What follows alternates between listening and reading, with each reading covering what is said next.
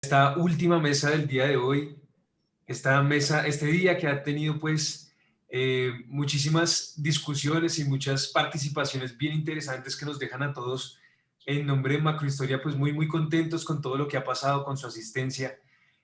Particularmente esta mesa número 5 pues tiene eh, una especialidad para nosotros, pues porque la componen en su mayoría dos de nuestras integrantes, entonces es una mesa también a la que le tenemos mucho cariño y les agradecemos de nuevo por su participación y por su atención. Entonces damos inicio a la mesa número 5 que tiene por título Circulación de personas, ideas y mercancías de la colonia a la vía independiente. Para esta mesa tenemos como comentarista a Lisbeth Martínez. Ella nos va a ayudar a recoger todas las preguntas y a dinamizar un poco el espacio. Ella es maestrante en Historia en la UNAM, de la Facultad de Filosofía y Letras. Entonces le doy la palabra a ella para que presente rápidamente las ponentes y le damos paso entonces a los videos. Muchas gracias.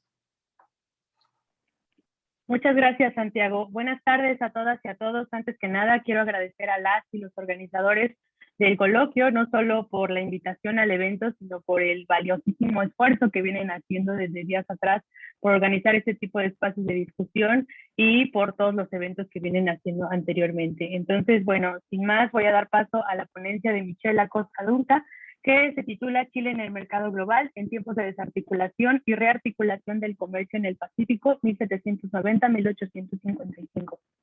Adelante, Michelle, gracias.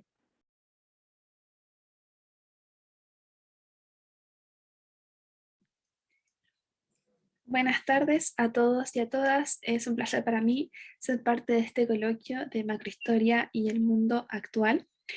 Particularmente participar de esta mesa sobre circulación de personas, ideas y mercancías de la colonia a la vida independiente.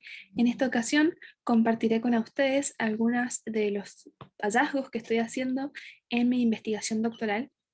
Y para ello, la ponencia del día de hoy se titula Chile en el mercado global en tiempos de desarticulación y rearticulación de comercio en el Pacífico, entre 1790 y 1855. Voy a compartir la pantalla para poder mostrarles la presentación que he preparado para el día de hoy.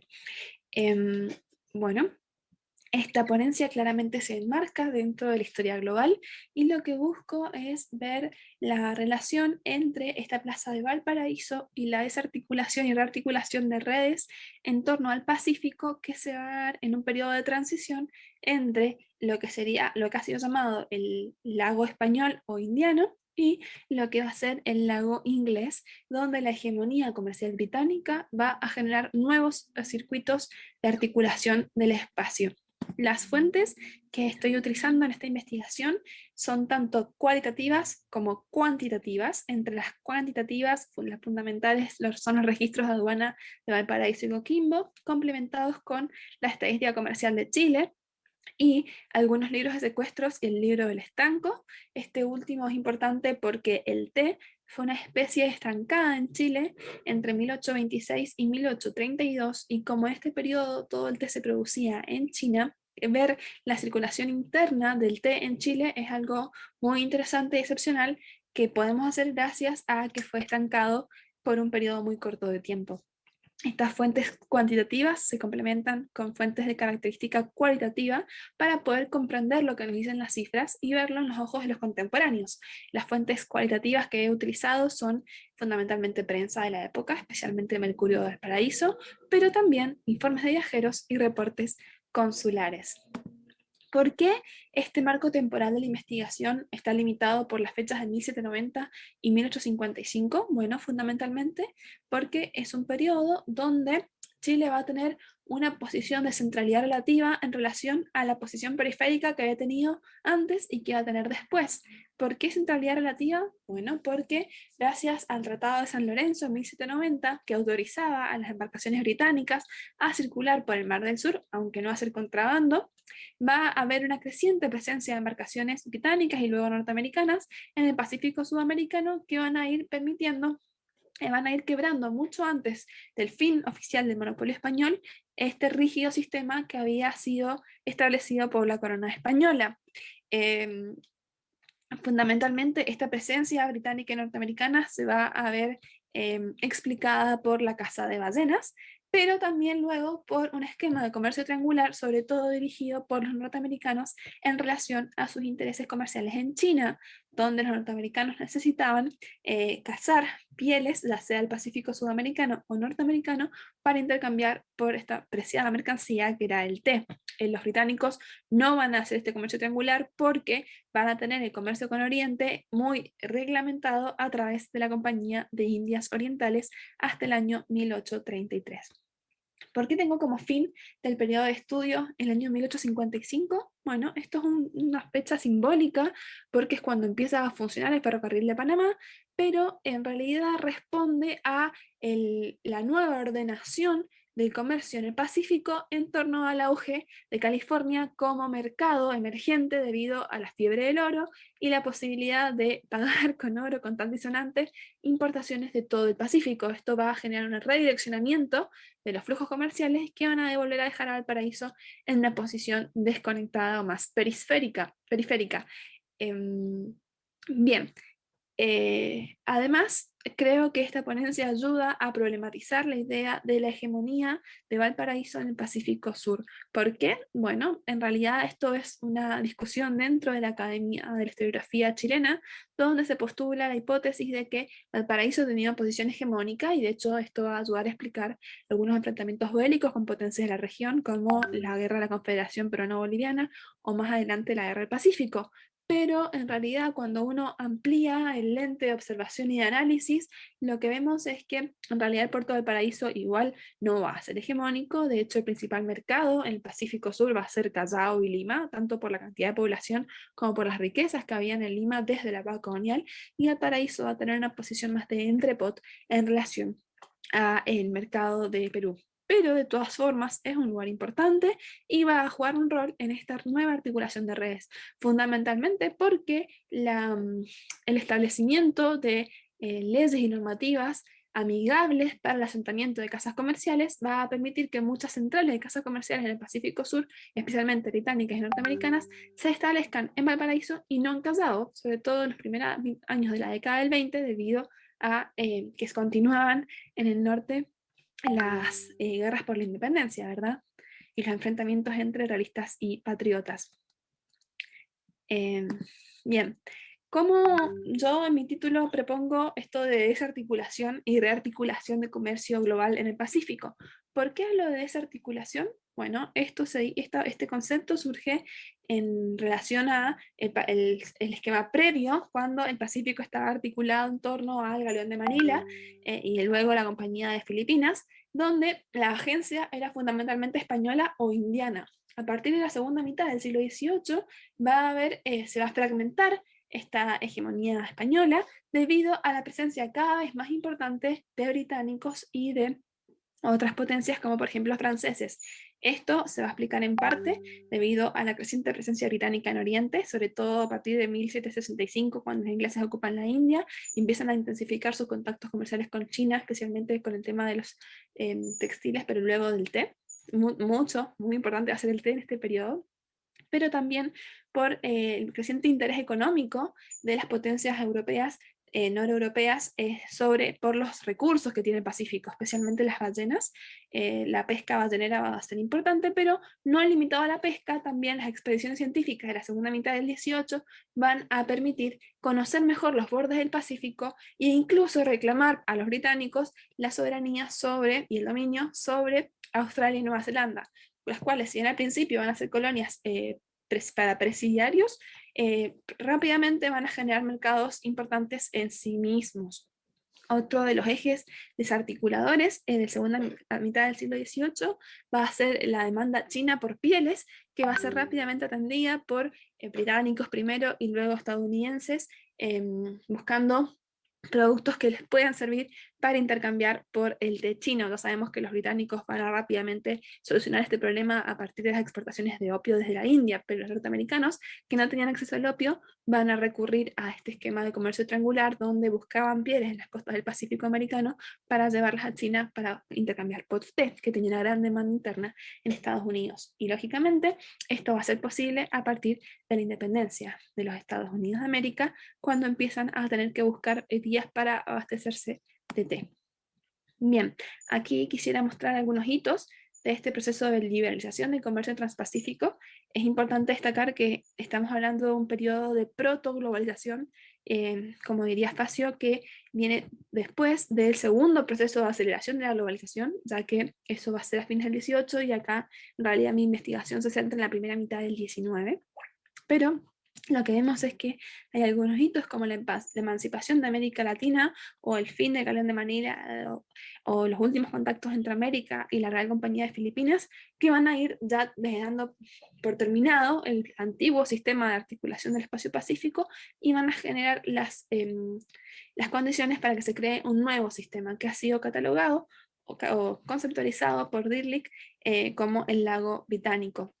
El tema es que si miramos esto en un contexto, en un marco amplio, podemos problematizar esta concepción de lago británico o lago inglés en la época de la Pax Británica, porque hay una agencia norteamericana que va a ser mucho más importante de lo que a veces se ha destacado. Otros hitos van a ser la Primera Guerra del Opio, donde el imperialismo inglés, apoyado en las armas, logró empujar a China hacia la liberalización de su comercio exterior y aceptar el comercio del opio, y luego también esto va a redundar en la flexibilización del sistema de Cantón, que era el sistema económico vigente en China hasta hasta principios de la década del 40, y finalmente la apertura del ferrocarril de Panamá, que va a simbolizar esta gran tracción en recursos comerciales que va a generar el Gold Rush en California, porque a diferencia de otras regiones, California aprovechó su Gold Rush y estableció una localidad económicamente productiva e importante después de los primeros años de la fiebre del oro. Bien, ahora en este momento cabe preguntarnos qué papel jugó el Pacífico en el comercio exterior de Chile en la primera mitad del siglo XIX, y hay algunas líneas que estoy desarrollando en mi investigación. La primera de ellas es que le va a estimular el comercio debido a que Chile queda inserto en este sistema de comercio triangular liderado por norteamericanos, pero además el Pacífico no solamente abarca a los espacios del RIM, el Pacific Rim, o espacios asiáticos y oceánicos, de Oceanía, sino que también considera a la costa del Pacífico americano, y aquí tenemos a Perú, que va a ser un mercado tradicional que va a ser complementario a Chile respecto a sus socios comerciales más importantes del Atlántico Norte, pero también le va a permitir tener cierta estabilidad cuando el fin de la fiebre del oro en California o en Australia disminuya los mercados externos para el trigo chileno. Además, va a ofrecer algunas oportunidades puntuales de negocio a los propios chilenos en periodos de inestabilidad, como veremos más adelante. Y por último, le permite fortalecer esta posición de entrepot que mencioné anteriormente, pero que finalmente lo que significa es que se van a establecer algunos comerciantes en el puerto de Valparaíso y van a utilizar los almacenes fiscales del puerto de Valparaíso para desde allí distribuir sus mercaderías por las diferentes costas del Pacífico sudamericano. En realidad, ahora voy a mostrar un cuadro que busca ilustrar sobre cuál es la importancia real del mercado pacífico para Chile en esta época. Y lo que vemos es que, de todas formas, es marginal. El principal socio comercial chileno de Chile va a ser Europa. Como pueden ver en esta tabla, el periodo en que no hay datos se explica por la guerra con España, pero en realidad vemos que siempre el principal socio va a ser los países europeos, seguidos en parte, generalmente por Sudamérica, excepto la época de la fiebre del oro, cuando Sudamérica es sobrepasada por California. Como vemos, el comercio con Asia y Oceanía es muy marginal, pero esto ha hecho que no sea estudiado por los historiadores económicos, o ha sido estudiado en menor medida, pero creemos que significativamente sí es importante porque Chile tiene una de las costas más largas en el océano, y entender sus interrelaciones con el borde del Pacífico nos permite comprender mejor un periodo fundacional de la historia de Chile, que es justamente el momento de transición entre la colonia y la independencia. Bien, el comercio, contactos entre Chile y China va a ser muy pequeño a nivel cuantitativo, pero relativamente sí va a ser importante, sobre todo porque el té, o sea, Chile es el principal mercado consumidor de té en la actualidad per cápita de toda América Latina, y esto tiene sus raíces justamente en estos contactos de principios del siglo XIX. Además, Chile va a ser el primer país con representación consular en Cantón de América Latina. Esto va a ser en el año 1845, justamente después de la Guerra del Opio, cuando China empieza a aceptar tener tratados internacionales con otras potencias, y ahí es cuando Chile aprovecha la presencia de un comerciante estadounidense, Gideon Knight Jr., para tener también presencia consular en Cantón. Esto queda explicitado en la imagen que presenté al principio de esta ponencia, donde una acuarela que muestra el puerto de Cantón a mediados del siglo XIX presenta también una bandera de Chile. Bien, aquí este cuadro está elaborado a partir de registros del Mercurio Valparaíso, y lo que muestra es una gran presencia y hegemonía de la nacionalidad norteamericana en las embarcaciones que hacen el contacto entre Valparaíso y Cantón o Manila. Después de la Guerra del Opio, sin embargo, vamos a ver una mayor diversificación de las embarcaciones, de la nacionalidad de las embarcaciones, pero también un aumento de la cantidad.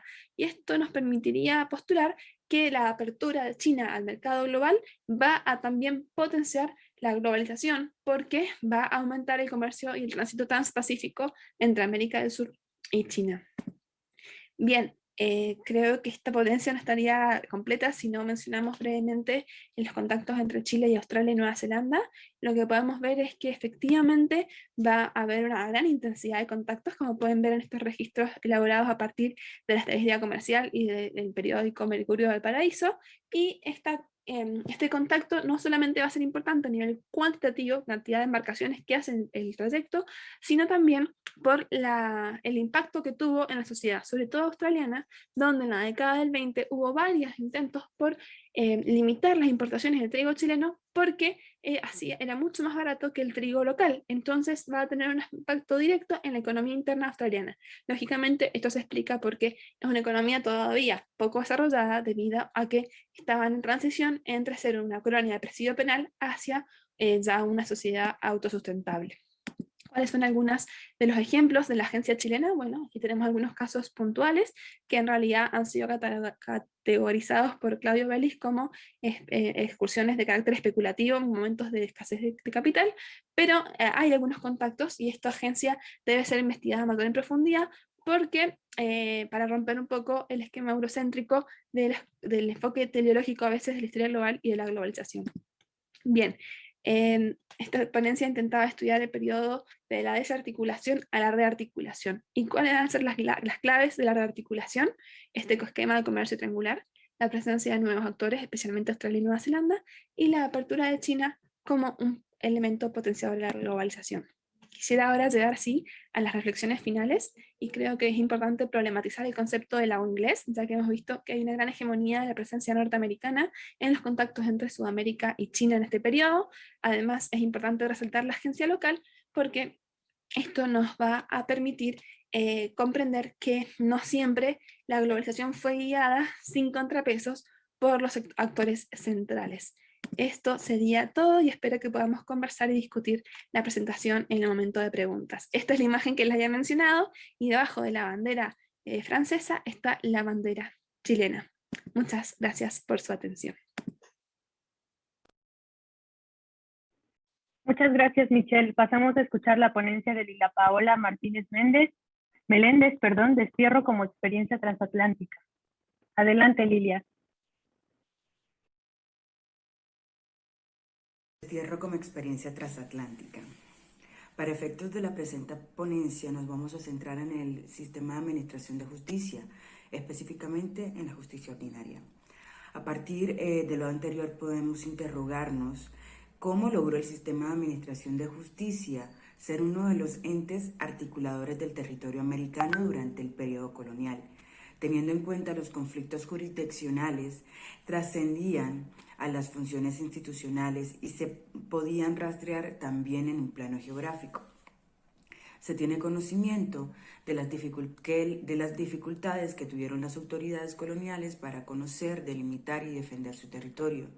Esto a causa de múltiples factores, como la gran extensión del mismo, la presencia de sociedades indígenas reacias a la dominación, la presencia de otras potencias europeas, etc. Estas dificultades constituyeron la configuración de un imperio en apariencia fragmentado, pero como lo vamos a ver más adelante, notaremos que ante los problemas sí se logró articular mecanismos que entrelazaban las geografías, jurisdicciones, comunidades e intereses imperiales. La pregunta presentada en el párrafo anterior se marca dentro de interrogantes que han rondado los debates historiográficos latinoamericanos en las últimas décadas, los cuales indagan sobre el nivel de cohesión que tuvieron todos los territorios colombianos coloniales en torno al poder metropolitano e inclusive si los mismos reinos peninsulares alcanzaron a tener una noción de cohesión imperial. Dentro de los debates existentes, también se debe considerar la discusión sobre el estatus de colonias de los territorios en España, españoles en América, teniendo en cuenta que a pesar de que eran tratados como reinos, al igual que los reinos peninsulares, contaban con corpus legales propios y prácticas sociales, políticas y económicas que alejaban a los territorios americanos sustancialmente de la condición de reinos supeditados en absoluto a un poder externo. Álvaro Alcántara señala en su artículo Un imperio también de agua otros interrogantes en torno al debate. Algunas de las preguntas que se plantean son las siguientes. ¿Cómo entender el poder ejercido por la corona en sus posesiones americanas? Si tenemos en cuenta la gran extensión de estas tierras y lo distante que fue el poder regio, delegar funciones a sus representantes fue una forma de extender hegemonía, pero por lo que vemos o veremos, esta estrategia no fue suficiente, pues hizo necesaria que los funcionarios entendieran las leyes creadas por la costumbre, las lógicas de comportamiento de las comunidades a las que llegaban, o la presencia de poderes arraigados de manera previa o que nunca lograron sujetarse al orden colonial. Pues la otra pregunta que es presentada por Alcántara es ¿qué clase de dominio fue capaz de construir la monarquía española a través de sus instituciones y funcionarios?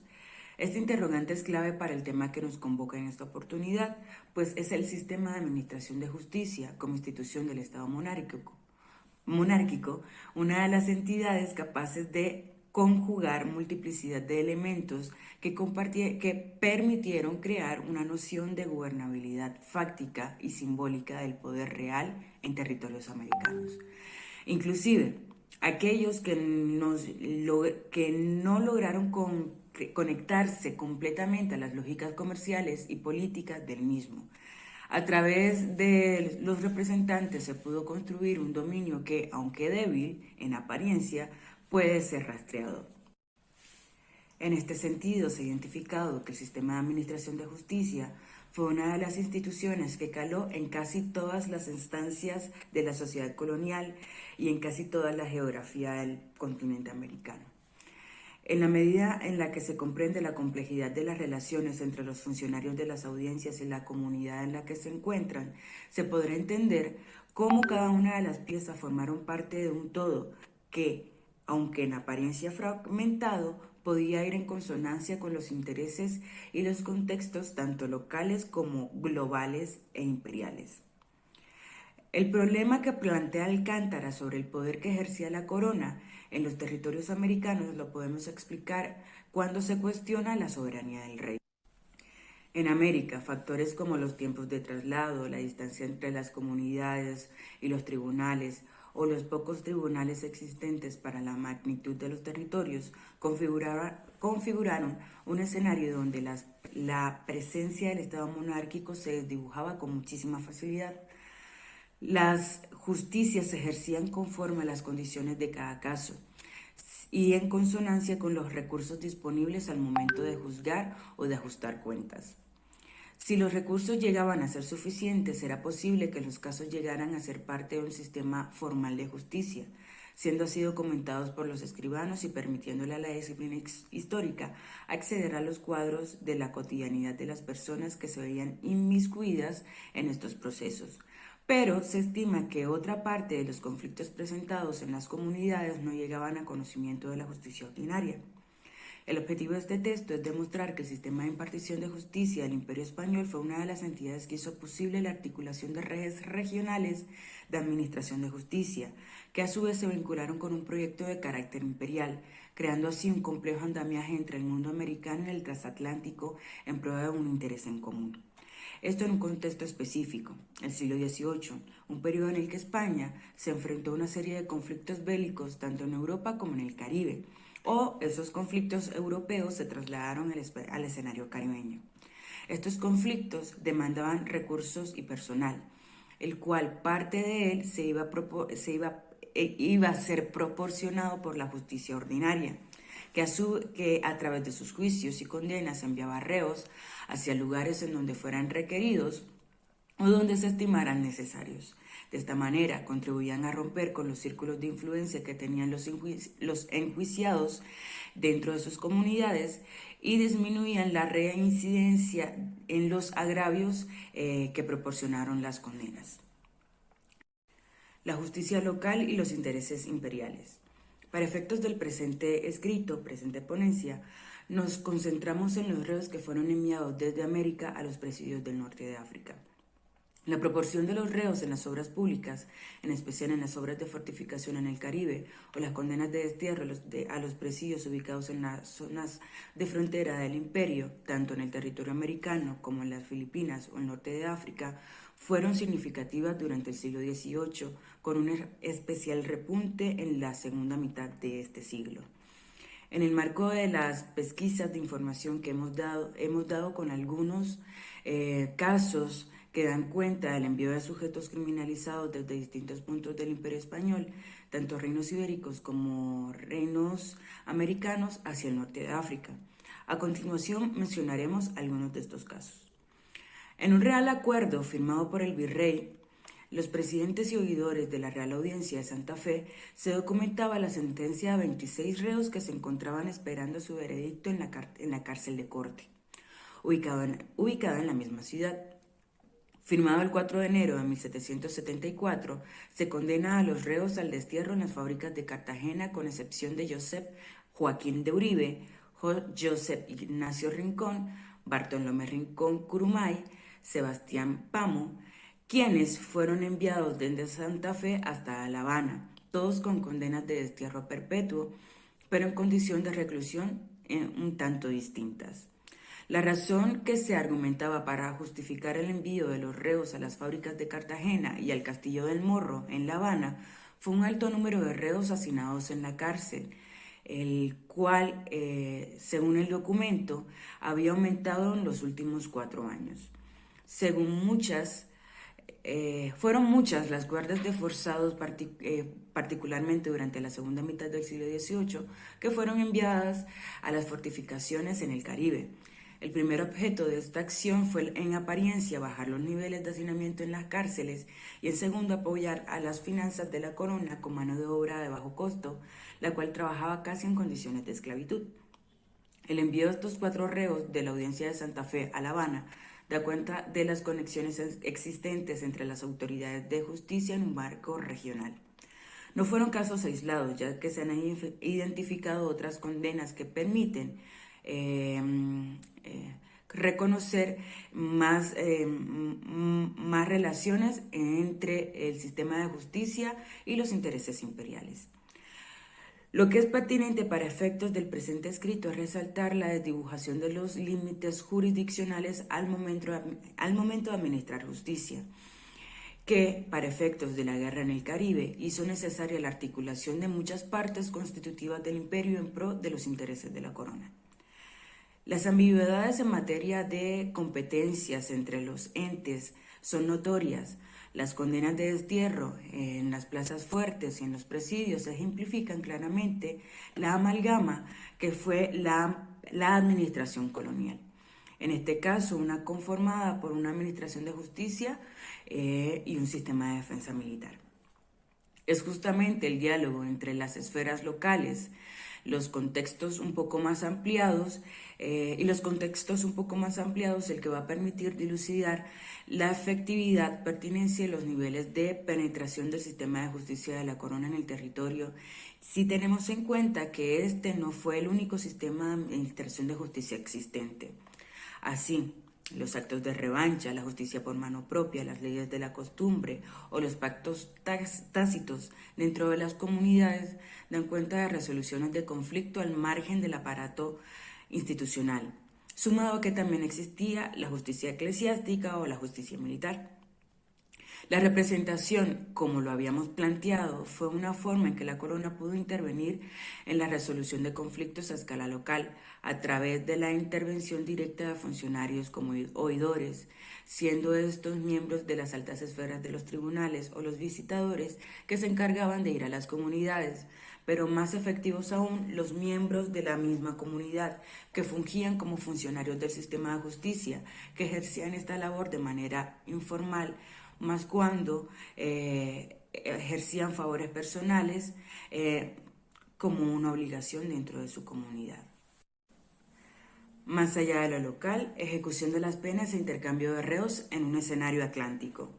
Como ya lo habíamos apuntado, la condena de destierro con una posterior asignación a trabajos forzados parecía solucionar dos problemas americanos. El primero, la corrupción dentro de la administración de justicia, pues alejaba a los reos de sus comunidades y áreas de influencia. Eso minimizaba la reincidencia en crímenes o las fugas del sistema.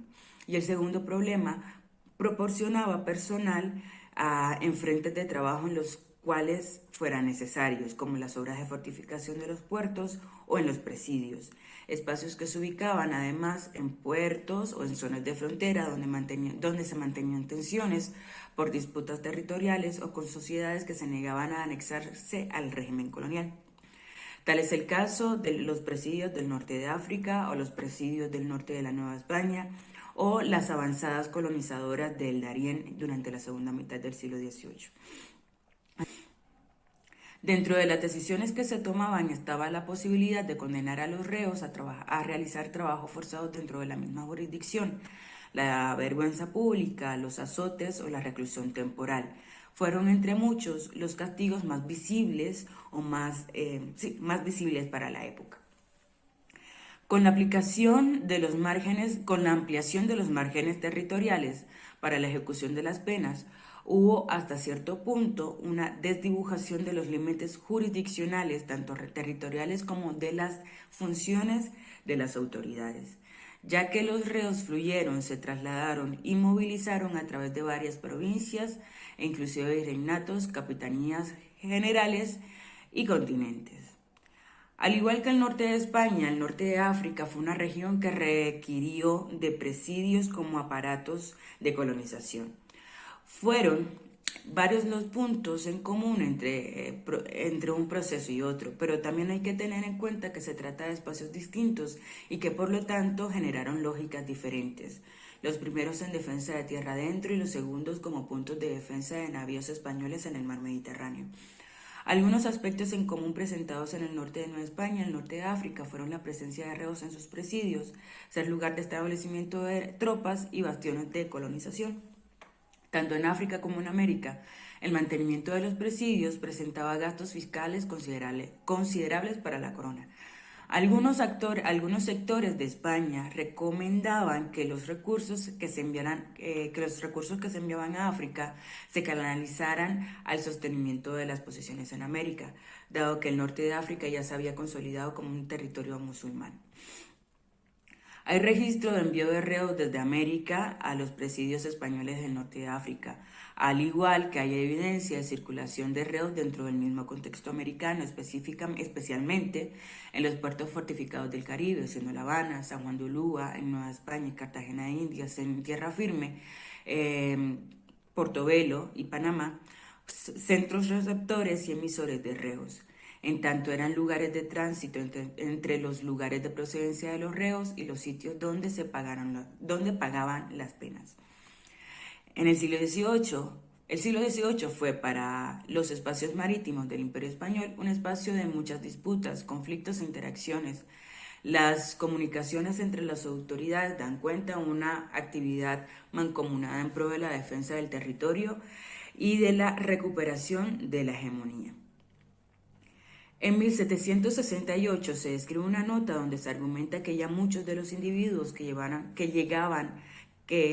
llegan a América hacia España en condición de reos. Parte de la queja radicaba en que estos individuos viajaban a través del Atlántico sin ninguna relación de las causas de sus crímenes o nota que justificara su envío y que para la hacienda real significaba un gasto y el rey no tenía disposición de hacerlo, pues eran recursos de la corona que los tenía que utilizarse para el sostenimiento de los mismos reos. Independientemente de los lugares a donde se destinaran, los documentos dan fe de una llamativa movilización de reos de un lado a otro del Océano Atlántico, y en su lugar de destino era impredecible. Eso también es evidencia en la forma en la que actuaba la justicia, tanto en la península como en América, sin ruta ni directrices claras. Aún durante la segunda mitad del siglo XVIII, desde las colonias españolas en América, se seguían haciendo envío de reos hacia África. El 24 de septiembre de 1764 y el 28 de junio de 1765 se expiden dos reales órdenes donde se estipula el envío de reos desde la Real Audiencia de Santa Fe hasta los presidios de España, algunos de ellos sentenciados a los presidios de África. El 16 de septiembre de 1765 se escribe una nota donde se recomienda que estos reos criminales se queden en América a pagar su sentencia. El documento no ofrece más información, solo fue entregada una copia de esta nota al comandante de Guyana, don Joaquín Moreno de Mendoza. El traslado de los reos de un lugar a otro trascendía por momentos al hecho utilitario. Las condenas a trabajos forzados tenían fecha de caducidad, pero en ocasiones, una vez culminado el periodo de castigo en fábricas, a los reos se les condenaba a un destierro perpetuo, una pena un tanto más representativa, puesto que se le negaba la posibilidad al individuo de regresar a su comunidad y se irrumpía la comunidad con su círculo de influencia.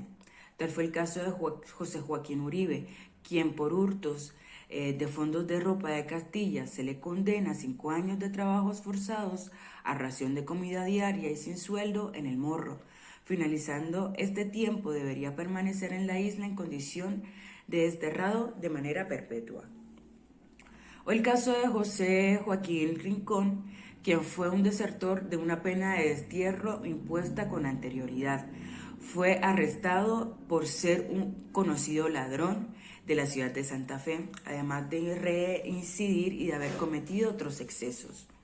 En la descripción de su condena se puede intuir que su castigo no desembocó en una pena de trabajos forzados.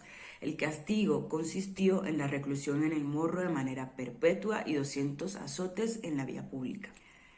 El último caso que mencionaré fueron los casos de Luis Gómez, Pablo Uribe, José María Durán y José Arellano, 4 jóvenes de la ciudad de Santa Fe que fueron encontrados culpables por la autoría de pasquines sediciosos.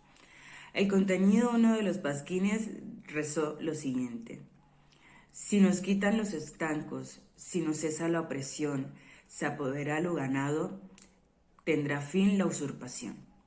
Estos pasquines fueron quemados a manos del verdugo y así se pudo evitar lograr el objetivo con el cual fueron realizados, el cual era ponerlos para que sonaran en el reino y se imitaran en todas partes.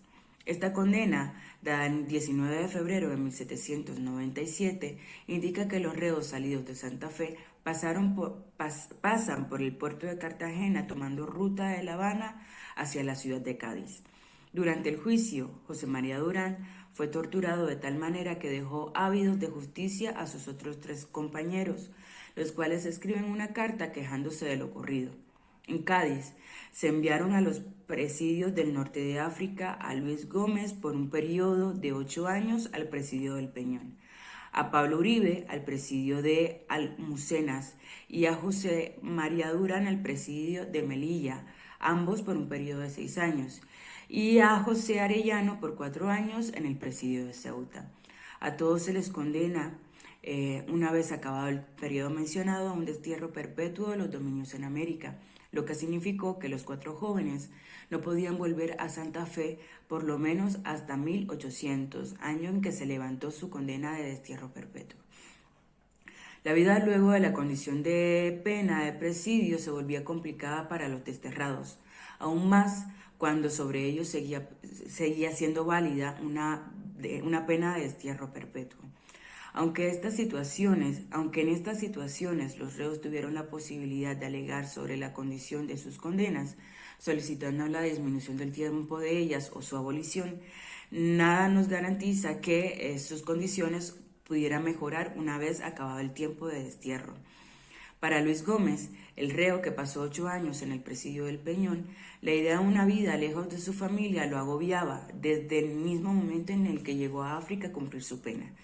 Siendo consciente de las necesidades que su familia podía estar pasando en América, se vio obligado a suplicar a su majestad el retiro de la pena de destierro perpetuo, permitiéndole regresar a su país y así poder vivir al lado de sus parientes, o que se le permitiera trabajar como contador entre partes o tasador general.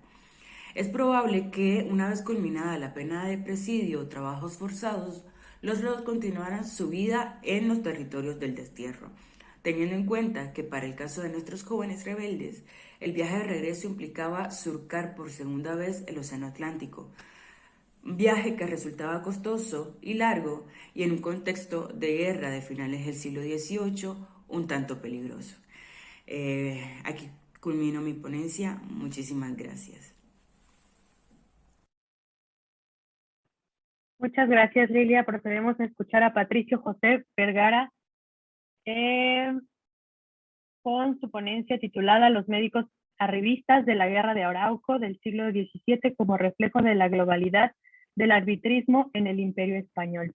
Adelante, Patricio.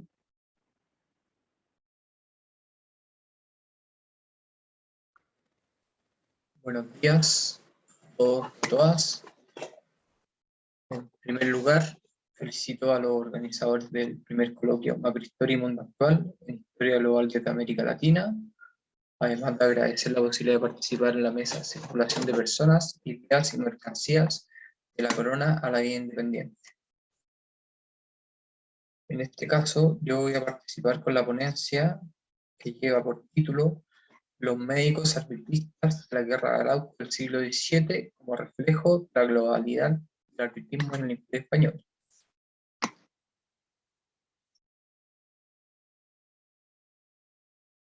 Esta ponencia se enmarca en un proyecto mayor y en desarrollo, consistente en el estudio del arbitrismo sobre la Guerra de Arauco durante el siglo XVII, asunto que hasta la fecha ha sido escasamente abordado por la historiografía y otras disciplinas.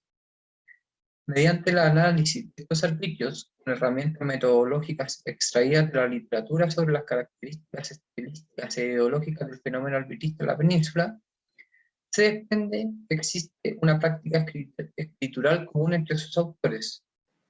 Esto a pesar de que propusieron remedios de diversa naturaleza para acabar con el conflicto entre hispanos y reyes mapuches que se venía desarrollando en el Reino de Chile desde los inicios de su conquista, susceptibles de ser catalogados en ofensivos y defensivos, acorde a la naturaleza de sus diagnósticos, remedios y su visión de representación de los indígenas.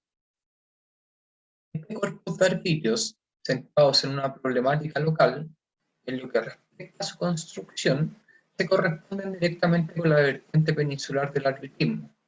Sus autores, al igual que sus pares de otros territorios, se muestran a sí mismos como médicos arbitristas, usando un léxico médico y la metáfora médica, estructurando sus propuestas en base a diagnósticos, remedios y pronósticos, y percibiendo a Chile como una entidad orgánica, en una escala local, relativa a este territorio, y global respecto al Imperio Español. Antes de entrar en materia, es necesario precisar que estas características no se presentan con la misma intensidad y claridad en todos los arbitrios. Por tanto, al referenciar para dar sustento a las ideas expuestas, he citado los que mejor las reflejan.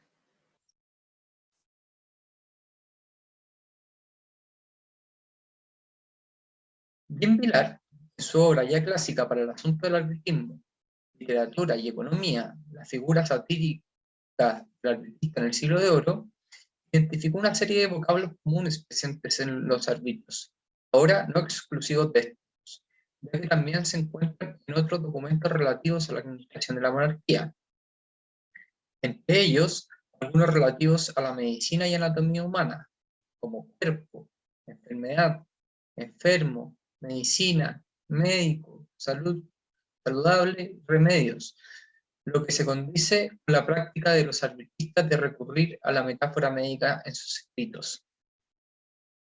Estos se presentan en mayor o menor medida acorde a preferencias estilísticas de cada autor en los diversos arbitrios sobre la guerra de Arauco del siglo XVII. Sin embargo, para plasmarlo, he optado por mostrar el siguiente gráfico, basado en el desengaño y reparo de la guerra del Reino de Chile, consistente en un tratado y arbitrio ofensivo, terminado de escribir en 1614 por el militar Alonso González de Nájera, que tiene la particularidad de ser el más extenso y complejo y completo en su argumentación, del que tengo conocimiento sobre el conflicto indígena. En el desengaño, estas palabras no fueron usadas exclusivamente con fines metafóricos, sino también explicativos, como sucede con medicina y remedios, usadas tanto para indicar ciertos elementos o compuestos útiles para curar afecciones del cuerpo, como también reparos o soluciones de diversa naturaleza para dar fin a la guerra del agua. La utilización del léxico arbitrista por parte de González de Nájera a lo largo de todo su texto refleja el conocimiento y dominio que tenía sobre aquel, no solamente por el manejo de un amplio vocabulario, sino que también por la manera en que combina las diferentes palabras creando frases inteligibles, a pesar de las sutilezas lingüísticas propias de algunos de los elementos que lo componían, y de la continua recurrencia a la metáfora médica. Algunas de ellas hacen referencia al oficio de médico. González de Nájera, criticando algunas propuestas para acabar con la guerra de Arauco, anotaba, pareciéndole que son los verdaderos médicos de la enfermedad de aquel reino, y lo que conviene procurar curarlo por sus recetas y pareceres. Luego, más adelante, anota como el médico que pretende curar la enfermedad sin atender a dar gusto al enfermo. Por otro lado, Luis de Valdivia, quien fue el principal gestor, promotor y ejecutante de la guerra defensiva que se puso en práctica en Chile entre 1612 y 1626, en uno de los escritos que componen su artículo, señalaba haber actuado como médico, tomando el pulso en todas estas provincias, y siempre en ellos, temor a servir. Lo hacía refiriéndose a los indígenas. Más notable es lo escrito por su compañero jesuita, Gaspar Sobrino, en alrededor de 1615, haciendo referencia de lo indispensable de que el gobernador del Reino de Chile diera su apoyo al arbitrio de la guerra defensiva. Es cosa muy cierta que importa poco que un médico prudente y recete una medicina de suyo muy eficaz, si el que la haga aplicar al enfermo hace burla de ella y falta el tiempo, sazón y puntualidad que se ha de dar para que sea de provecho. De manera que si de los medios de vuestra majestad infieren los contradictores algunos inconvenientes, y yo no los hallo, débense atribuir sin duda a la poca ejecución, que la que los debilita y no a los medios prudentes de vuestra majestad. Ahora, estos arbitristas también hicieron analogías utilizando partes del cuerpo para sus explicaciones. Varios de ellos, al apuntar la inexistencia de una organización centralizada entre los reyes mapuche, indicaban que carecían de cabeza. También al referirse a Santiago en su calidad de ciudad principal de Chile, la definían como cabeza del Reino de Chile, ha sustentado sobre sus flacos hombros el peso de la guerra. Por su parte, el franciscano Pedro de Sosa en 1616, justificando la necesidad de la creación de poblaciones cercanas a la ciudad de Concepción, indicaba que estas tenían que hacerse con alguna fuerza y con cercanía, de manera que a unas a otras se guarden las espaldas y se puedan dar la mano y estar adelante los fuertes. Por último, ha de mencionarse la forma notable en que González de Nájera, siendo consciente de que su consideración hacia los indios amigos como parte del remedio que proponía chocaba con todo lo anotado anteriormente en su propuesta, resolvía el tema bajo la lente orgánica y médica al comparar el cuerpo humano con el cuerpo de la gente española que existe en la conquista de Chile, haciendo una analogía entre los indígenas y el veneno. Así como el cuerpo humano un poco de veneno no le mata, porque el veneno es lo que se da en las pulgas, y por ser cantidad proporcionada al buen efecto que se pretende que haga bien, a que no solo no daña, es eficaz remedio para recuperar la salud perdida, y por consecuencia es también parte para conservarla y alargar la vida, de manera que los indios de Chile son en general semejantes al veneno.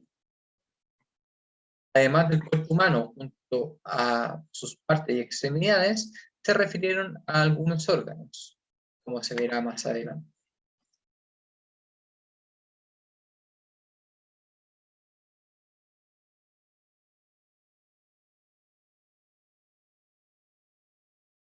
En lo que se refiere a su estructuración, estos arbitristas, al igual que sus pares peninsulares, procedieron como un médico, haciendo generalmente en primera instancia un diagnóstico, seguido por los remedios.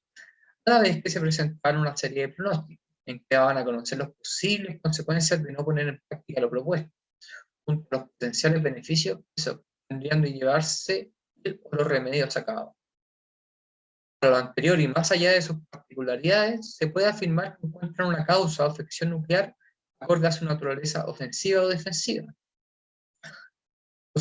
Mientras los ofensivos la identifican con los indios rebeldes, justificando así como único medio la vía armada, fuego y sangre para su eliminación a través de la esclavitud, el exterminio o el desarraigo del reino de Chile. Por otro lado, los defensivos señalaban que la rebeldía de los indígenas era una respuesta a los abusos cometidos por los españoles en contra de ellos, por lo que la raíz estaba en las prácticas que los permitían, como la esclavitud y el servicio personal, debiéndose terminar por designio divino con ellas. Buen reflejo de ellos son las subdivisiones utilizadas por los autores de ciertos arbitrios, en que el asunto se refleja inmediatamente.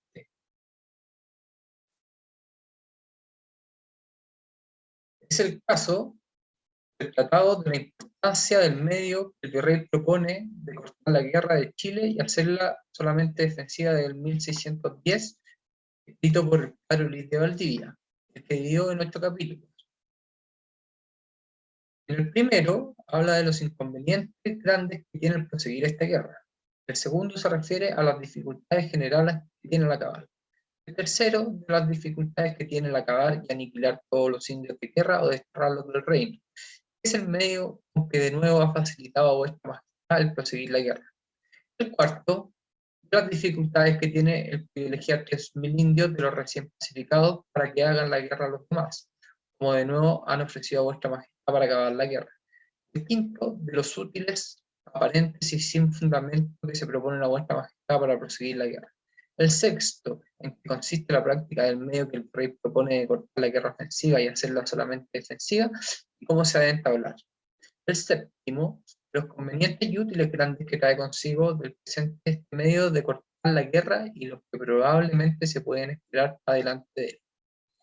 El octavo, de buena aparente y de poca consideración, son en sí las dificultades que con este medio se ha propuesto a vuestra majestad, y mucho más comparadas con las grandes útiles de él, y mayores inconvenientes del conseguir la guerra.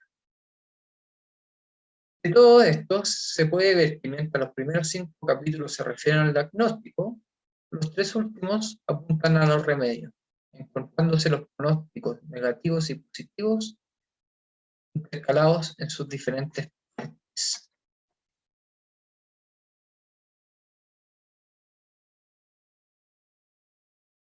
Ahora, en lo que se refiere, ahora, estos médicos salvitistas de la guerra de Arauco, al dar a conocer sus diagnósticos y remedios, tendieron a plantear sus soluciones como las únicas capaces de acabar con la enfermedad y sanar al enfermo. Esta imagen se condice con la proyectada por el arbitrismo peninsular, como también acontece con aquella noción orgánica respecto al problema que se busca arreglar. Noción que se relaciona con la visión que los arbitristas tenían del Imperio Español, tendiendo a interpretarlo como una entidad que sufría un proceso degenerativo que se debía detener, o por lo menos atenuar. Por eso, al caracterizar al Reino de Chile y algunos de sus territorios, lo presentan como un ser orgánico con vida propia. El jesuita Lorenzo de Arizábalo, en los primeros años de la década de 1660, en una relación escrita a Felipe IV, hace la siguiente exhortación: no desmayes, vuelvo a decir, Chile, que todas estas calamidades las ven los ojos reales del león, que te cupo por rey y señor, y las ve para remediarlas.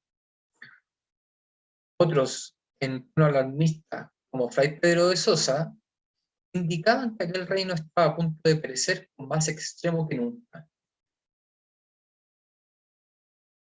González de Nájera, por otro lado, recurre a algunos de los órganos del cuerpo humano, realizando una extrapolación que no responde a criterios exclusivamente anatómicos, ya que es selectiva, tomando en consideración algunas partes del cuerpo en base a aspectos funcionales.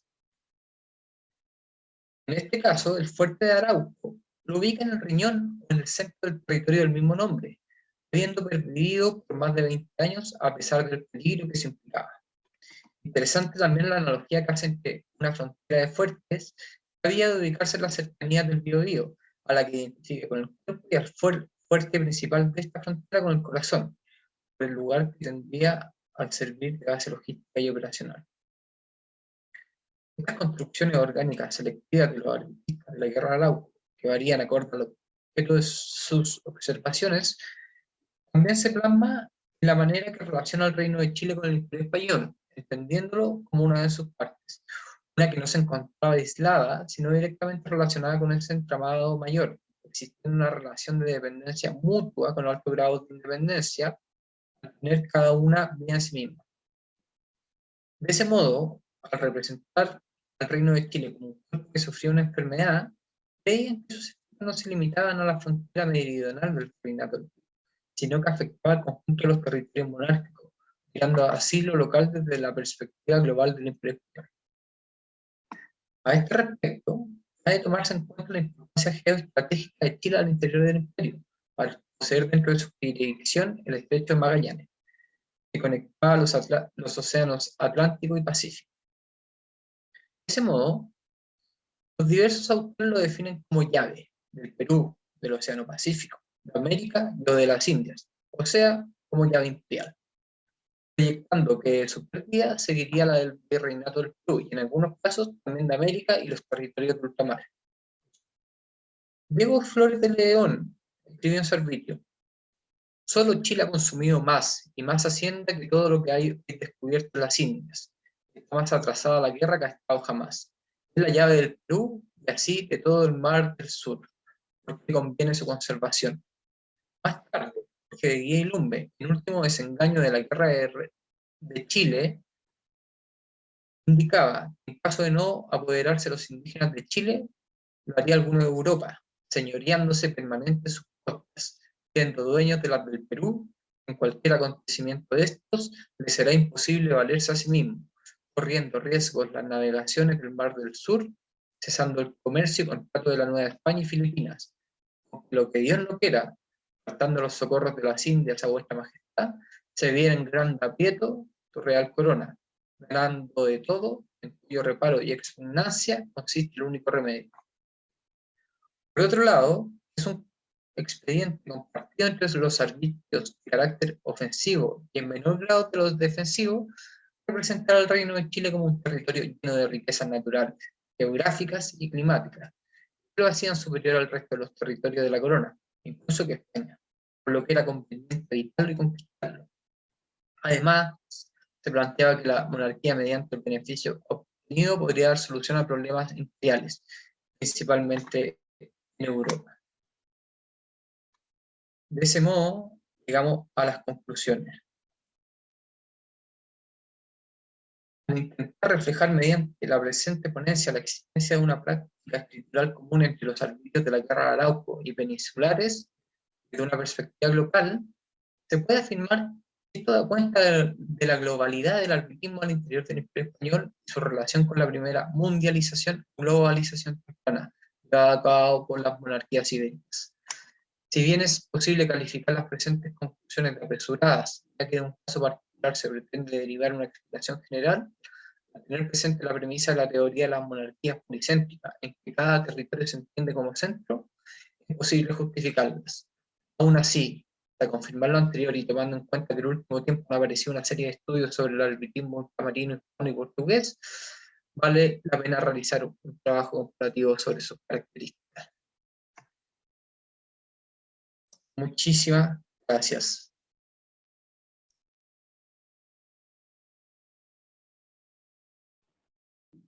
Muchas gracias a todas y todos nuestros ponentes.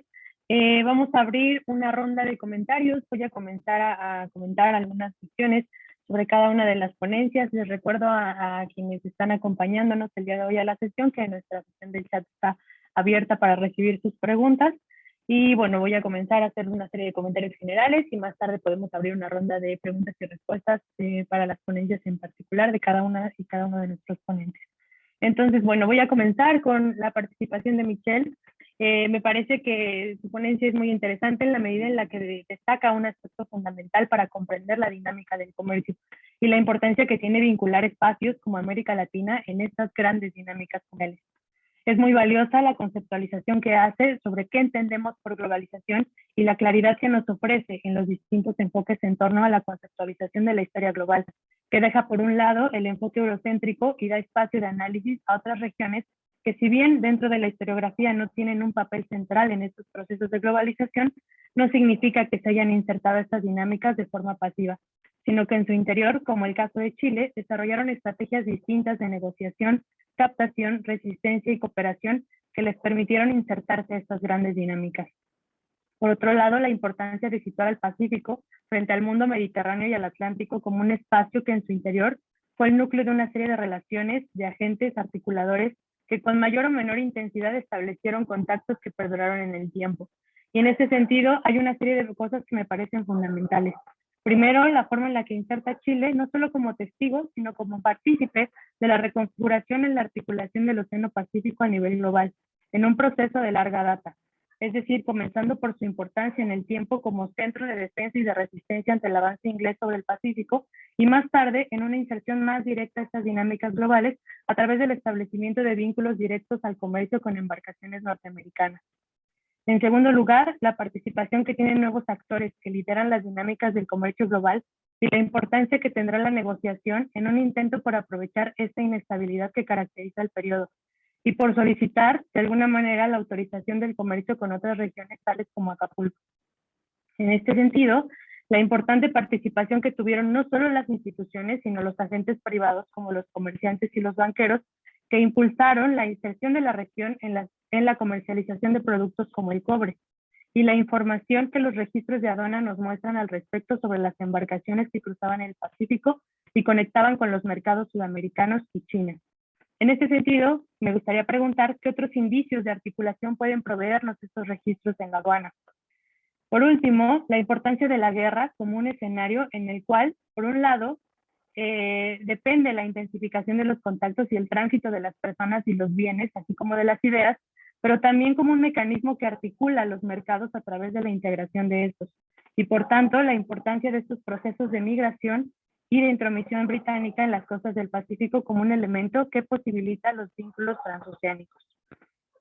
En cuanto a la ponencia de Lilia, me parece que introduce una discusión por demás interesante en torno a cómo los mecanismos de justicia ordinaria pueden advertir prácticas que por un lado permiten organizar institucionalmente estos territorios, articularlos de mejor manera y ejercer un control por parte de la corona sobre los mismos, pero al mismo tiempo nos permite cuestionar a través de su ejercicio en la práctica su efectividad y el tipo de dominio que ejerció la corona sobre ellos. En la medida en que las limitaciones que tenía el ejercicio de la justicia, tales como la distancia de los territorios, la falta de funcionarios reales, tuvo que ser compensada en la práctica por la participación y la existencia de otro tipo de justicias y otro tipo de actores, como la justicia local. Tenemos en este escenario un sistema de justicia que es complejo y se mantiene a flote entonces gracias a la intervención de estos otros actores locales que ejercen justicia a través de prácticas que se desarrollan al margen de este aparato institucional. Ahora bien, en este contexto de constantes conflictos como lo es el siglo XVIII, que exige una mayor disponibilidad de recursos y personas, resulta interesante la forma en la que se ejerce esta justicia, por ejemplo, a través de los juicios y las condenas. Y aquí hay varios puntos que me parecen importantes. Primero, el papel que jugaron los intereses imperiales, particulares y las relaciones personales al momento de incriminar y ejercer un levantamiento de los juicios. Es decir, cómo esta red de intereses interviene a la hora de ejercer la justicia. En el caso específico de la condena por destierros, que por un lado, como comentaba Lilia, soluciona la corrupción dentro de la administración de justicia y por otro provee también de mano de obra para trabajos que son necesarios, como las obras de fortificación en los puertos, me parece que plantea dinámicas sociales interesantes cuando, por ejemplo, hablamos de los casos de los destierros perpetuos, que negaban la posibilidad de volver a las comunidades de origen. En este sentido, creo que valdría la pena profundizar, y aquí sería mi pregunta, ¿qué pasaba con estos reos condenados al destierro perpetuo? ¿Bajo qué lógica se tomaban estas decisiones? Esto también habla, me parece, desde otro momento, de la impartición de justicia y sus limitaciones, y de alguna manera traza geografías sobre el resultado de esta misma impartición de justicia. En el caso de los presidios como aparatos de colonización, cuyo mantenimiento representaba enormes gastos fiscales para la corona, plantea discusiones interesantes también en términos del costo y los beneficios de mantenerlo.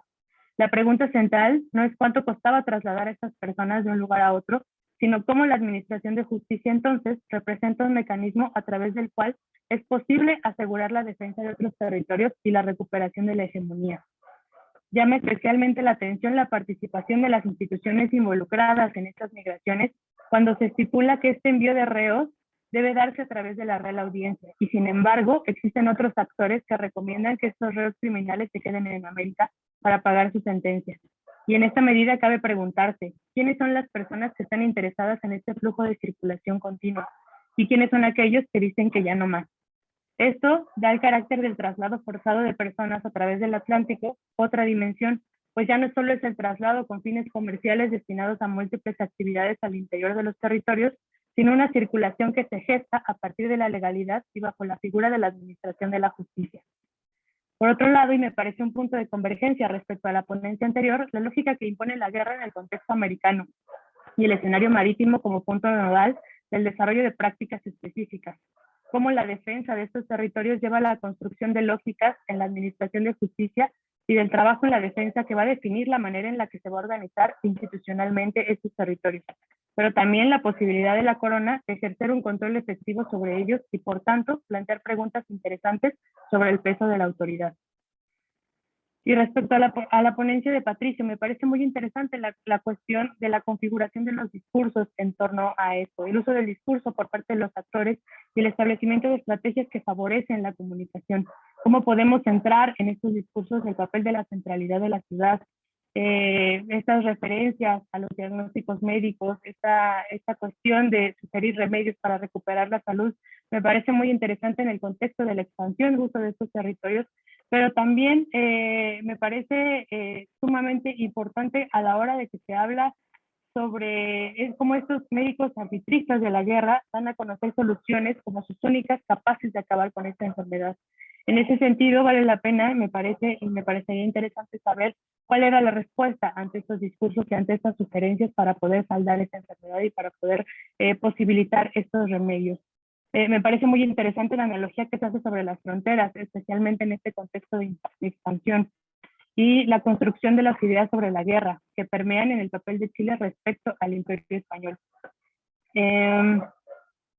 Me parece que sería, en términos generales, los comentarios que yo tendría. Voy a proceder a leer algunas preguntas generales que nos han hecho los participantes. En cuanto a las preguntas generales, una de ellas es, ¿podrían ampliar cómo ha sido el proceso de investigación de este periodo en relación con el reconocimiento de archivo y la organización y el análisis de las fuentes? Y si gustan, podemos pasar a responder. y más tarde abrir otra sección de preguntas y respuestas para cada uno de los ponentes. Les invito a quienes nos están acompañando que si tienen más preguntas nos las hagan llegar por el chat. Adelante, quien quiera comenzar.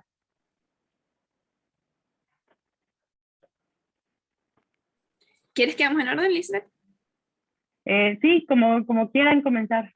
Si quieres, Michelle, en el orden de participación. Bueno, Michelle. bueno. Ah, no, como quieras, Lili. ¿Quieres partir tú? Pues sí. Bueno, fueron dos preguntas, la de Lisbeth y la de archivos y fuentes. Bueno, ¿bajo qué lógica se practicaba el destierro perpetuo? Es algo que todavía estoy por responder, pero creo, y así tengo esa leve intuición, de que dependía de cada caso. Cada uno de los casos tratados tenía su propia... No había una congruencia entre el tipo de pena y el tipo de castigo. Entonces, las autoridades en ese momento determinaban el destino de las personas. El último caso que mencioné, estos 4 jóvenes de Santa Fe, su pena tal vez un poco desproporcionada porque fue una condena de destierro perpetuo al otro lado del Atlántico por pegar pasquines alevosos, como dice la fuente. En cambio, hay otros casos de homicidio o hurto que terminaban con condenas en la cárcel de Santa Fe. No había una condena de destierro tampoco, no había una condena de trabajo forzado, así que no hay una forma de sustentar o las razones por las cuales se determinaba una u otra decisión en los cuerpos de los sujetos criminalizados. Lo que sí puede incidir hasta ahorita es que se necesitaba mano de obra en las zonas de presidio y en los puertos fortificados. Entonces esa fue una de las razones que mayormente movilizó al envío de estas personas hacia esos puntos. Y esto se ve claramente luego del ataque a La Habana en 1762 por parte de los ingleses. A partir de esa fecha va a representar el envío de reos desde las cárceles de las audiencias reales, no solamente desde Santa Fe, sino también desde la cárcel de la Acordada, la audiencia de México, la audiencia de Guatemala, la misma Habana también va a ser un lugar en donde se van a estar movilizando reos y se van a estar trasladando hacia los lugares en donde se requería mano de obra. Y sobre la pregunta de archivos y fuentes, en este contexto de pandemia, ha sido para mí un poco o muy beneficioso poder contar con el archivo digitalizado del Archivo General de la Nación de Colombia. Este se encuentra, por lo menos en su sección Colonia, en un 80% digitalizado y he podido acceder a información bastante valiosa. Igual el portal Pares tiene información muy valiosa, pero es limitada en tanto a que es un archivo que no se encuentra completamente digitalizado. Sí es un reto y la idea es seguir buscando los mecanismos para poder acceder a la información de casos y del contexto en el cual se desarrolla su investigación. Muchas gracias, Lilia. Michelle, adelante, por favor. Gracias, Lisbeth. Gracias por tu comentario. Fue un agrado para mí ver que lo leíste con tanta atención y la verdad que las reflexiones son muy enriquecedoras. Y bueno, para responder a tu pregunta sobre qué otros indicios de articulación podemos ver a partir de los registros de aduana, en realidad son varios. Los registros de aduana, ¿qué información tienen? Tienen información sobre el tipo de embarcación. Entonces eso nos sirve, por ejemplo, para ver la transición entre navegación a vela y navegación a vapor. Por otro lado, también tiene información sobre las mercaderías que están circulando. Y eso es interesante, ¿por qué? Porque hay mercaderías a las cuales uno puede seguirle la pista y saber con qué regiones se está comerciando. Por ejemplo, bueno, los casos del añil o del palo de Brasil, pero luego el té, algo tan simple como el té, que sabemos que solamente se produce en China, si está circulando es porque está llegando, hay contactos con China, por ejemplo. Entonces, ver a través de las mercaderías también se puede utilizar la metodología del following, que es la que propone Cushman, y eso nos permite ver signos de articulación. Pero además, desde la historia económica, nos sirven los precios. O cuando vemos los precios de los productos que también aparecen en el registro de aduanas, podemos ver si ya hay convergencia de precios a nivel global o no. Entonces nos está hablando del nivel de integración de la economía y de la participación de la economía chilena en la economía global. Y por último, también, bueno, que es lo que yo más uso, es que tenemos información sobre la nacionalidad de los barcos. Entonces, al saber la nacionalidad declarada de cada barco, podemos ver quiénes son los que están liderando estos procesos, ¿verdad?, de construcción de redes y de estructuras de contactos. La verdad es que, bueno, sabemos que esta nacionalidad de barcos no es absoluta, porque muchas veces se cambia el pabellón para pagar menos impuestos, pero bueno, si los barcos son extranjeros, ya están pagando más impuestos, entonces no van a mentir diciendo que son estadounidenses en vez de decir que son franceses. Puede haber más equívoco con los barcos nacionales, que muchas veces, bueno, cambiaban la bandera por eso. Así que yo creo que, bueno, fundamentalmente los productos, el tipo de embarcación, los precios y la nacionalidad de los barcos serían como las claves fundamentales, pero hay otro elemento también que podemos ver, y es el tema de los capitanes. Como también hay información sobre quién es el capitán del barco, nosotros ahí, a ir revisando con muchos casos de barcos, podemos ver si los capitanes son los mismos que hacen estos circuitos o no, y después también podemos seguir la pista a esos capitanes que van a estar manejando barcos en otras regiones del Pacífico, de los bordes del Pacífico, como ha pasado, por ejemplo, con capitanes que pasan por Valparaíso, pero que después se focalizan sobre todo en el trabajo en China o en Manila, y ahí vemos articulación. Y lo último es que también está el caso de las casas, los consignatarios. Los consignatarios generalmente son casas comerciales y muchas veces son casas comerciales que tienen filiales o sucursales en otros puertos del Pacífico, sobre todo, por ejemplo, en Carvalho y Valparaíso.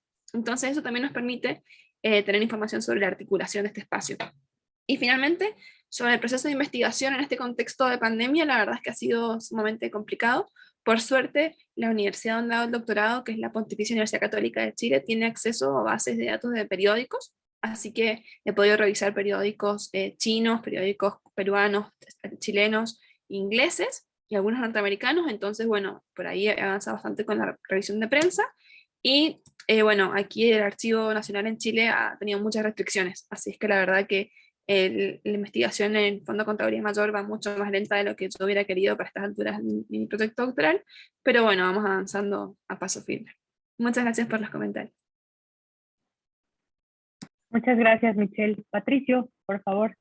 Ahí está. Bueno, en primer lugar, muchas gracias, Luis, por el comentario. Bueno, las dos preguntas las voy a tratar de responder juntas, pero respecto al tema de cómo estos discursos de arbitrio circulan dentro del imperio español, y de alguna manera hay que partir entendiendo que lo que buscan es ser aplicado, y en ese buscar ser aplicado van a circular por los diferentes espacios de la monarquía, principalmente por un lado por el Virreinato del Perú, y otros por, en este caso, la península, muchas veces presentándose en el Consejo de India, la Junta de Guerra, a veces, por ejemplo, en el Consejo de Hacienda. Ahora, respecto de eso, y en mi caso, a través de las pesquisas que he hecho de los diferentes arbitrios, y ahí conecto con el asunto de los archivos, yo me he ido encontrando que generalmente los personajes que escriben arbitrios, que son militares y religiosos, tienen la particularidad de que al escribir el arbitrio deriva de haber sido enviados como procuradores, sea al Virreinato del Perú o a España. Y ahí generalmente comienza el proceso de negociación. Y quienes lo envían generalmente como procuradores son las autoridades locales, sea gobernador, Real Audiencia, y también en este caso los cabildos. Ahora, también hay el caso, por ejemplo, de religiosos que son enviados por la orden religiosa, y en ese sentido, porque yo también tomé este tema, es porque dentro de estos arbitrios hay una heterogeneidad que ya, como yo avisaba, se pueden dividir en defensivo y ofensivo, y en este caso, en las cortes particularmente, cuando se encuentran arbitristas que proponen diferentes medios, se van a armar discusiones, y esas discusiones van a trascender los arbitrios en sí, van a pasarse a través de llamar a una junta particular para discutir sobre la guerra de Arauco, etc. Ahora, respecto al tema de las fuentes, como esta discusión, y uno de los asuntos que en este momento me encuentro estudiando es cómo estos, por un lado, cómo circulan dentro del español y cuál es su proceso de negociación. Tengo que revisar una serie de archivos, o sea, tanto la documentación que hay acá en Chile, y en este caso también archivos españoles como el Archivo General de India, parte de también la Biblioteca Nacional de España, en Madrid, donde hay una serie de manuscritos, archivos de Simancas, etc. Ahora, respecto a los desafíos dentro de la pandemia, yo he tenido la suerte de que gran parte de estos arbitrios, por un lado, se encuentran en colecciones documentales, por otro lado, y es una particularidad, por ejemplo, acá en Chile, que gran parte de la documentación del Archivo General de India relativa, por ejemplo, a la Real Audiencia de Chile, se encuentra cuando fueron los diferentes historiadores decimonónicos, muchas veces hicieron copias, entonces es posible encontrar en diversos archivos de Chile copias de eso, tanto en la Biblioteca Nacional, en la sala, por ejemplo, José Torillo Medina, en el fondo Diego Barro Arana, en el archivo del Arzobispado, también en los archivos de las diversas órdenes religiosas hay papeles, y en mi caso particular tengo la suerte de ya estar regresando hace aproximadamente 2 meses, de una estancia de 2 meses en que me fui particularmente a investigar en el Archivo General de India. Diría yo que en mi caso ahí es donde he encontrado la mayor parte de la documentación. Y también uno de los desafíos en lo que se refiere a la investigación es la pesquisa de estos arbitrios, porque como estos arbitrios, tal como te decía, fueron escritos por diferentes personas, se encuentran repartidos en los diferentes fondos, y en ese sentido me ha llevado muchas sorpresas. Eso. Muchas gracias, Patricio. Si les parece, podemos pasar a una serie de preguntas generales. Esta es específicamente para Michelle. ¿Se podría ampliar sobre qué otros elementos circularon alrededor del intercambio comercial de productos como el té, el trigo, entre Chile y otros países? La segunda es para Lilia. ¿Encuentras continuidades en el trato de los reos después de las independencias en América? Y la tercera es para Patricio. ¿Estas referencias arbitristas tuvieron repercusiones en la formación del pensamiento social de las élites chilenas? ¿Algunas de las interpretaciones del momento tienen presencia hoy día? No sé cómo quieran comenzar a responder, por orden de preguntas o si quieren levantar la mano.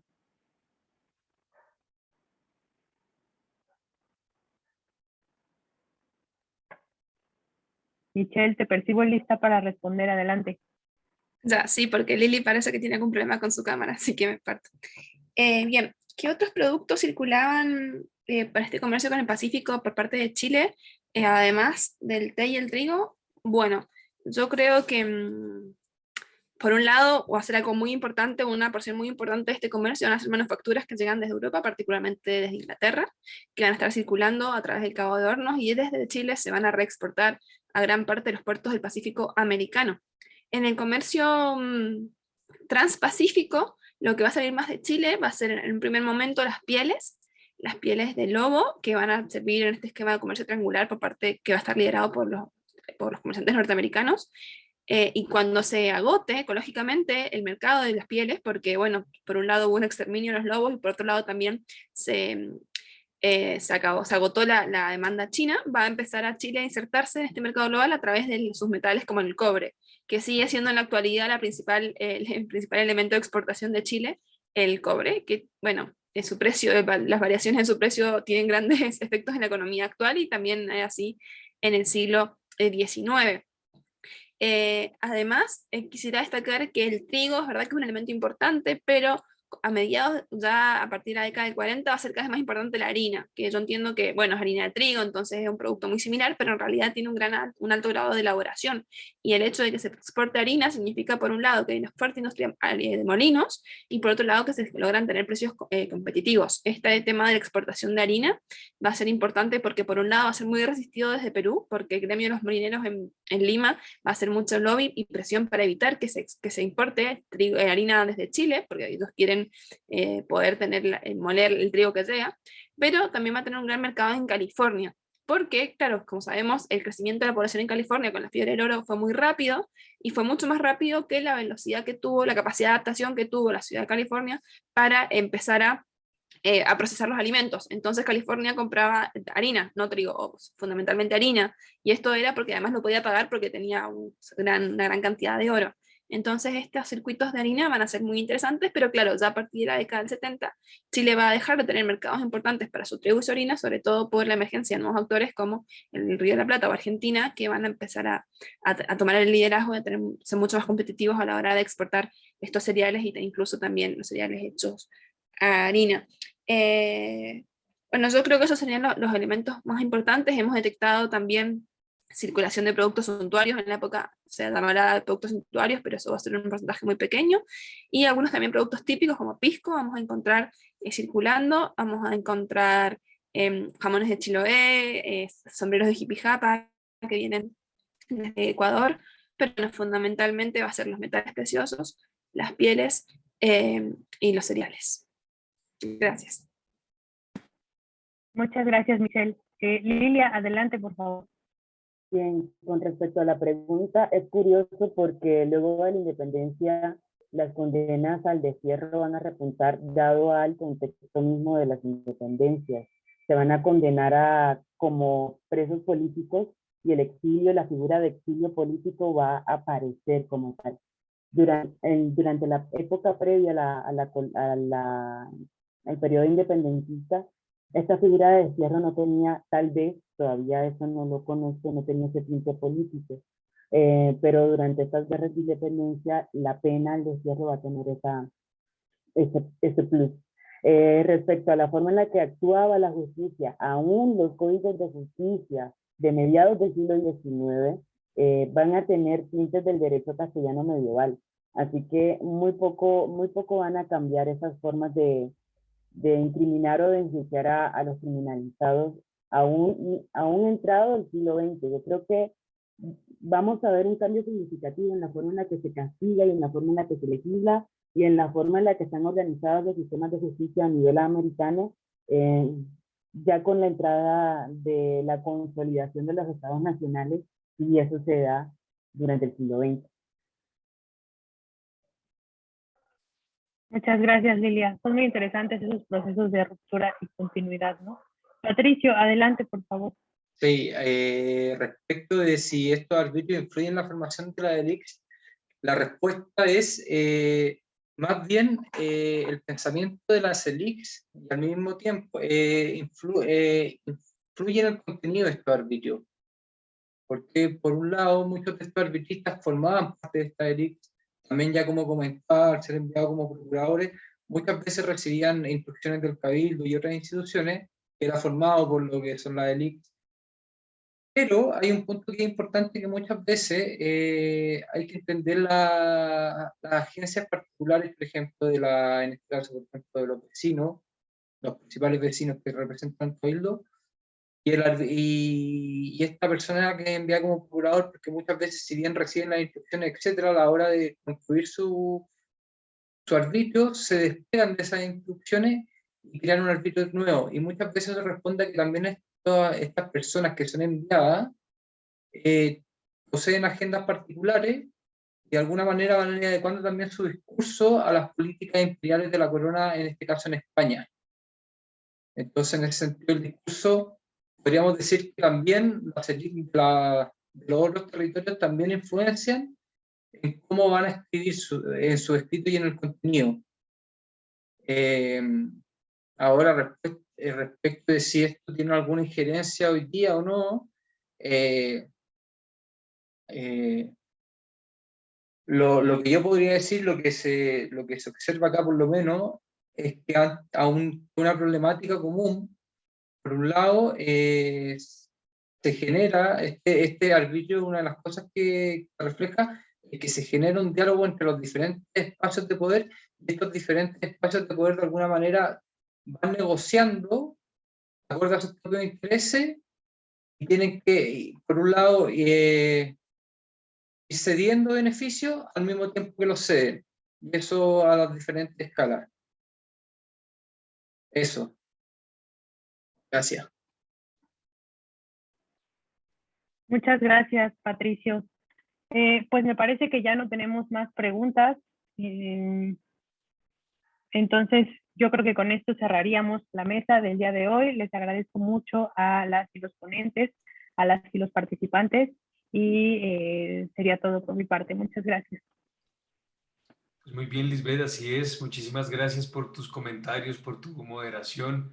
Muy importante también tener este pequeño espacio de diálogo, ¿no? Porque ese es todo el sentido de escuchar los videos.